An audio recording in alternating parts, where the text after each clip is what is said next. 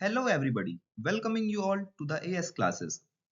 जैसा कि हम अपनी पिछली क्लास में सेल्स के क्वेश्चंस डिस्कस किए थे, आज हम सेल से आगे बढ़ रहे हैं और आज हम टिश्यूज के कुछ क्वेश्चंस डिस्कस करेंगे। So without wasting much of our time, let's quickly move to the questions.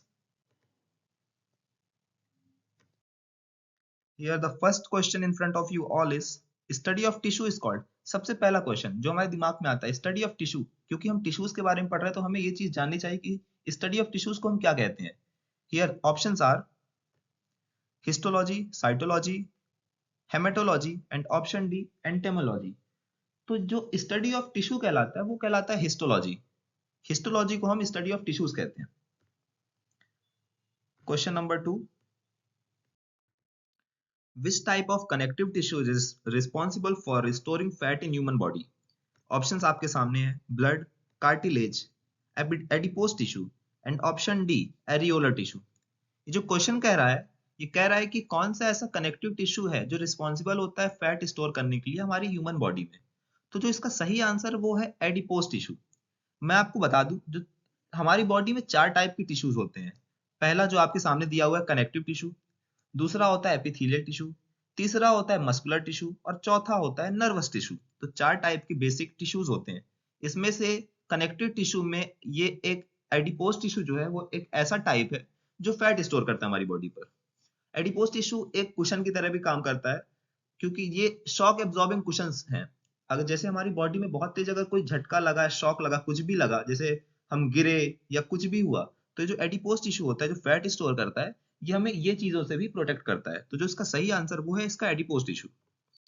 Question number 3, which type of muscle tissue is found in the walls of internal organs and is involuntary?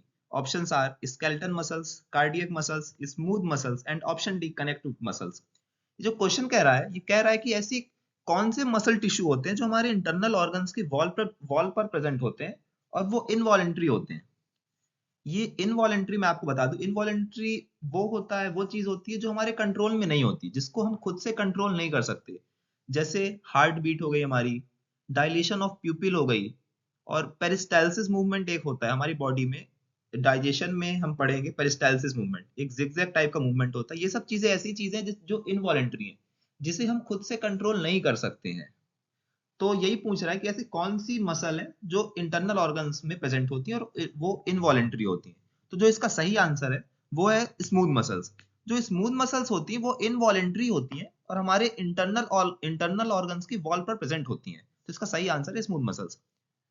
अब मैं आपको बता दूं, skeleton muscles जो option में दिया हुआ है, ये ऑप्शन ए में जो दिया हुआ है स्केलेटन मसल्स, ये मसल्स हमारे बोन्स में प्रेजेंट होती हैं जो बोन्स को कनेक्ट करती हैं। ये ऑप्शन बी जो है कार्डियक मसल्स, ये भी एक टाइप की मसल टिश्यू होते हैं जो हमारे हार्ट में प्रेजेंट होते हैं, जहां पे हमें एक स्ट्रेंथ की जरूरत होती है वहां पे प्रेजेंट होते हैं। और जो कनेक्टिव मसल्स होते हैं, ये हमारे कनेक्ट करते हैं चीजों को। हमारी जो बॉडी में अलग अलग ऑर्गन्स हैं, ये जो है ये हमारी बॉडी के अलग अलग ऑर्गन्स को कनेक्ट करके चलते हैं। जैसे आपका ब्लड हो गया, ब्लड भी एक टाइप का कनेक्टिव टिश्यू है, क्योंकि ब्लड भी हमारी पूरी बॉडी में फ्लो हो रहा है, हमारी पूरी बॉडी को कनेक्ट करके रखा हुआ है। तो ब्लड भी एक टाइप का कनेक्टिव मसल्स है। अगले क्वेश्चन पर बढ़ते हैं। Question number 4, which tissue act as a first line of protection for body for any physical or chemical damage? Options are epithelial tissue, areolar tissue, adipose tissue and option D muscular tissue. तो ऐसा कौन सा tissue है जो first line of protection का काम करता है? मतलब अगर कुछ भी डैमेज होगा हमारी बॉडी में तो सबसे पहले उस पर डैमेज पहुंचेगा। अगर बचाना भी होगा तो सबसे पहले वही आएगा, एक फ्रंटियर के तौर पर जो हमारी बॉडी में है वो कहलाता है हमारा एपिथेलियल टिश्यू। जो हमारी स्किन है, स्किन के जो लेयर है, जो स्किन के जस्ट नीचे जो हम चीज जो प्रेजेंट है, वो हमारी एपिथेलियल टिश्यू में आती है। तो एपिथेलियल टिश्यू हमारा फर्स्ट लाइन ऑफ प्रोटेक्शन की तरह काम करता है। तो इसका सही आंसर है एपिथेलियल टिश्यू। एडिपोज टिश्यू हम जान चुके हैं, एडिपोज टिश्यू हमारा फैट स्टोरेज के काम में आता है। और हमारा ये सब शॉक जो होते हैं, शॉक एब्जॉर्बिंग कुशन की तरह भी काम आता है एडिपोज टिश्यू। एरियोलर टिश्यू मैं आपको बता दूं, एरियोलर टिश्यू जो होता है वो जो सेल्स होते हैं, जो टिश्यूज होते हैं, वो सेल्स के आसपास रहता है। एरियोलर टिश्यू बहुत सारे ऑर्गन्स जो होते हैं उनके आसपास रहता है और इसका काम होता है, बेसिक काम जो होता है इसका, ये न्यूट्रिशन की तरह काम करता है। ये न्यूट्रिशन प्रोवाइड करता है बाकी सब टिश्यूज को, सेल्स को। अगले क्वेश्चन पर बढ़ते हैं। Question number 4, which of the following is not a characteristic feature of a smooth muscle fibers? Smooth muscle fibres हम जान चुके हैं, जो इनवॉलेंट्री होते हैं, जो हमारे इंटरनल ऑर्गन्स की वॉल पर प्रेजेंट होते हैं। तो यही ऑप्शंस हैं। They bear a single central single nucleus, they are cylindrical in shape, they are present in internal organs and they are involuntary. इसमें पूछ रहा है ऐसा कौन सा फीचर है जो इसको स्मूथ मसल फाइबर को कैरेक्टरिस्टिक फीचर नहीं है। इनमें से चार ऑप्शंस में से कौन सा ऐसा है जो कैरेक्टरिस्टिक फीचर नहीं है स्मूथ मसल फाइबर्स का। तो हम पहला देख रहे हैं, they bear a single central nucleus. मैं आपको बता दूं इसमें सिंगल सेंट्रल न्यूक्लियस होता है। ऑप्शन बी जो है सिलेंड्रिकल इन शेप, तो सिलेंड्रिकल इन शेप नहीं होता, इसका शेप जो होता है वो कहलाता है स्पिंडल शेप, मतलब thicker in the middle and thinner at the edges, मतलब साइड में जो है पतला रहता है और जो सेंटर होता है इसका सेंटर में बल्ज्ड होता है, मतलब हल्का ये फूला हुआ होता है। Option C, they are present in internal organs, ये हम जान चुके हैं ये इंटरनल ऑर्गन्स पे प्रेजेंट होता है। और जो ऑप्शन डी है इनवॉलेंट्री, तो ये इनवॉलेंट्री भी होता है। तो इसका सही आंसर जो है they are cylindrical in shape, तो ये सिलेंड्रिकल इन शेप नहीं होता, ये होता है spindle shape. Next question, question number 6। Two bones can be connected to each other by another type of connective tissue called, options हैं tendon, cartilage, matrix and last option ligament। तो ये question कह रहा है कि जो दो बोन्स को कनेक्ट करता है वो ऐसा कौन सा कनेक्टिव टिश्यू है, हमें कनेक्टिव टिश्यू का नाम बताना जो दो बोन्स को कनेक्ट करता है। तो इसका जो सही आंसर वो है लिगामेंट। जो लिगामेंट होता है वो दो बोन्स को कनेक्ट करता है, तो इसका सही आंसर लिगामेंट होगा। आपका टेंडन जो होता है वो वो भी बोन्स को कनेक्ट करने में ही मदद करता है, लेकिन वो बोन टू बोन कनेक्ट नहीं करता, वो कनेक्ट करता है आपका बोन टू मसल्स। तो आपका टेंडन जो होता है बोन टू मसल कनेक्ट करता है। जो कार्टिलेज होता है, कार्टिलेज एक तरह से आप सॉफ्ट बोन कह सकते हैं, जो बोन थोड़ा हल्की फ्लेक्सिबल होती है। जो हमारा रिब केज होता है वो कार्टिलेज से ही बना होता है। मैट्रिक्स हमारी मसल्स में होती है। और लिगामेंट जो इसका सही आंसर है वो लिगामेंट जो होता है बोन टू बोन कनेक्ट करता है। Next question, question number 7। Which of the following is a classification of animal tissue? Options: connective, muscular, option C areolar and last option nervous। ये क्वेश्चन कह रहा है कौन सा ऐसा है जो क्लासिफिकेशन ऑफ एनिमल टिश्यूज में नहीं आता है। मतलब हमने हमने स्टार्टिंग क्वेश्चन में ही मैंने बताया था कि हमारे बॉडी में चार टाइप के टिश्यूज होते हैं, कनेक्टिव, मस्कुलर, नर्वस और एपिथेलियल। तो यहाँ पे जो ऑप्शन है ऑप्शन सी एरियोलर, ये एरियोलर जो है हमारा क्लासिफिकेशन ऑफ एनिमल टिश्यू में नहीं आता है, इसलिए इसका जो ऑप्शन होगा हम इसको एरियोलर में टिक करके आगे बढ़ेंगे। Question number 8। Dash connect bone to muscle, options ligament, bone, tendon and last option none of the above. तो इसका जो सही आंसर होगा वो होगा टेंडन। टेंडन जो होता है बोन टू मसल कनेक्ट करता है। और मैंने पहले क्वेश्चन में आपको बता दिया है बोन टू बोन जो कनेक्ट करता है वो हमारा लिगामेंट होता है और बोन टू मसल हमारा टेंडन होता है। तो इसका जो सही आंसर है वो है tendon. Question number 9। Areolar tissue fill the spaces dash the organs, support the dash organs and repairs tissue। Options देखते हैं। पहला ऑप्शन है outside internal, outside external, inside internal and last option inside external. तो जिसका सही answer होगा वो होगा इनसाइड और internal. Areolar tissue fill the spaces inside the organs, मतलब ऑर्गन के अंदर के जो स्पेस होता है एरियोलर टिश्यू का वो फिल करता है और सपोर्ट भी करता है इंटरनल ऑर्गन्स को। मैंने आपको बताया कि ये नरिशमेंट का काम करता है। इस नरिशमेंट का काम कैसे कर पाएगा, अगर ये अंदर प्रेजेंट रहेगा तभी तो नरिशमेंट दे पाएगा, इसलिए जो है इसका जो लोकेशन है वो इनसाइड प्रेजेंट होता है और सपोर्ट करता है हमारे इंटरनल ऑर्गन्स को। तो इसका जो सही आंसर है वो है इनसाइड और internal. Question number 10। Simple epithelium is, option a two cell thick, option b one cell thick, option c one और two cell thick and option d three cell thick. तो इसका जो सही आंसर है वो है वन सेल थिक।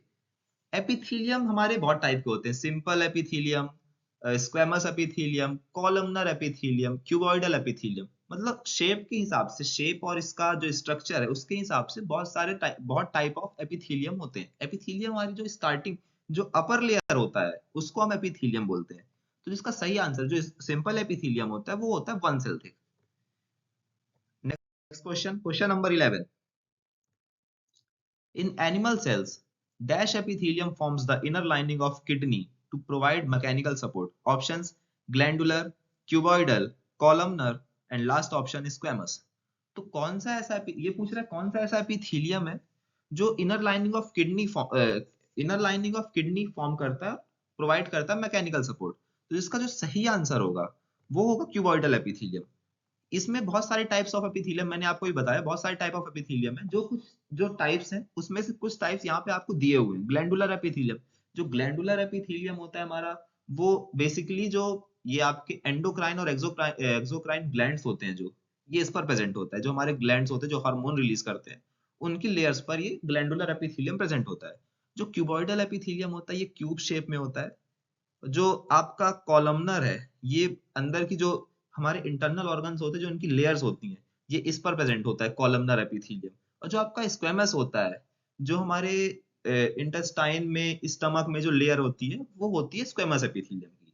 तो इसका जो सही आंसर है, जो आपके किडनी वगैरह में जो प्रेजेंट होता है वो क्यूबॉइडल एपिथेलियम होता है। किडनी में प्रेजेंट होता है ये आपके हार्ट में भी प्रेजेंट होता है आपका क्यूबॉइडल एपिथेलियम। ये आपके रेस्पिरेटरी सिस्टम में जो आपके ब्रोंकियाई होते हैं, जो रेस्पिरेशन जो लंग्स में प्रेजेंट होते हैं, ये क्यूबॉइडल एपिथेलियम वहां पर प्रेजेंट होता है। तो इसका जो सही आंसर है वो क्यूबॉइडल एपिथेलियम है। Next question, question number 12। Which of the following is work done by placenta tissue in animals? Placenta tissue, पहले हम ऑप्शंस देख लेते हैं। Support the embryo, option B remove waste matter from the embryo and provide nutrition to the embryo, provide nutrition to the embryo, and option D remove waste matter from the embryo। जो placenta होता है, placenta हमारे जो mother होती है, mother और जो child होता है, मदर और चाइल्ड के बीच का जो कनेक्शन बनाता है, जब बच्चा जब माँ के पेट में रहता है, जो कनेक्शन बनाता है मदर और जो बेबी का जो कनेक्शन बनता है, वो प्लेसेंटा के थ्रू ही कनेक्शन बनता है। प्लेसेंटा एक तरह की अ, एक आप कह सकते हो उसको एक जंक्शन केबल टाइप में है। मतलब मदर और चाइल्ड का जो एक कनेक्शन बन रहा है वो प्लेसेंटा के थ्रू ही बनता है। प्लेसेंटा से हमारा न्यूट्रिशन जाता है, और जो वेस्ट मटेरियल होता है, जो एम्ब्रियो होता है, उसका जो वेस्ट मटेरियल होता है वो उसी के थ्रू ही जाता है। और जो न्यूट्रिशन होता है, जो माँ न्यूट्रिशन ले रही है, वही न्यूट्रिशन जो है एम्ब्रियो को जाता है प्लेसेंटा के थ्रू। तो जिसका जो सही आंसर है वो है इसका option B, remove waste matter from the embryo and provide nutrition to the embryo. अगले क्वेश्चन पे बढ़ते हैं, question number 13। Which type of tissue is our bone? Options: connective, muscular, nervous and last option epithelial। जो हमारी bone होती है वो भी एक टाइप का टिश्यू ही है। वो होता है हमारा कनेक्टिव टिश्यू। बोन जो है कनेक्ट कर रहा है, क्योंकि हमारी बॉडी में एक कनेक्शन जो पूरा बना हुआ है, हमारे हाथ जुड़े हुए हैं हमारे शोल्डर से, हमारा जो पैर जुड़ा हुआ है, हमारा वो आपका पेल्विक एरिया से जो हमारा पैर जुड़ा हुआ है, ये सब जो पूरा कनेक्शन बना हुआ है, ये एक तरह का कनेक्टिव टिश्यू की तरह काम करता है हमारा बोन। तो जिसका जो सही आंसर है वो है connective. Next question, number 14। Blood and lymph are types of, यहाँ पर भी हमारे सेम ऑप्शंस है, कनेक्टिव, मस्कुलर, नर्वस और एपिथेलियल। तो मैंने आपको पहले ही बताया है, ब्लड भी हमारा एक कनेक्टिव टिश्यू की तरह ही काम करता है। कैसे काम करता है? क्योंकि हमारा जो बॉडी में जो ब्लड है, मेन जो चीज है वो ब्लड ही है। वो पूरा इंटरनली हमारी बॉडी को कनेक्ट करके रखा हुआ है। From from our toe to our skull, मतलब पूरी बॉडी हमारी कनेक्टेड है ब्लड से। ब्लड और लिम्फ, लिम्फ भी एक ये ब्लड का ही टाइप होता है। लिम्फ लिम्फ बेसिकली हमारा, लिम्फ के अंदर लिम्फ नोड्स होती हैं, ये सब, फिर उसके अंदर लिम्फोसाइट्स होते हैं, बहुत सारी चीजें होती हैं जो हमारे इम्यून, ये बेसिकली ये हमारा इम्यून सिस्टम के लिए होता है लिम्फ। तो जो ब्लड और लिम्फ होता है ये भी एक तरह का कनेक्टिव टिश्यू ही है। Next question, question number 15।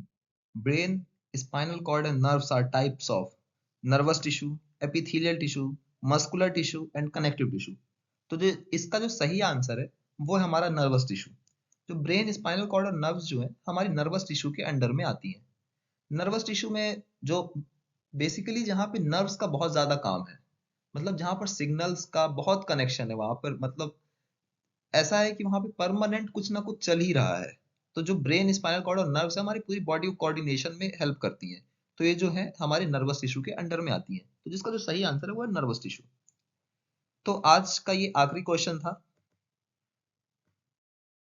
अब नेक्स्ट क्लास पर आप सबसे नए टॉपिक पर मुलाकात होगी। तब तक के लिए जय हिंद।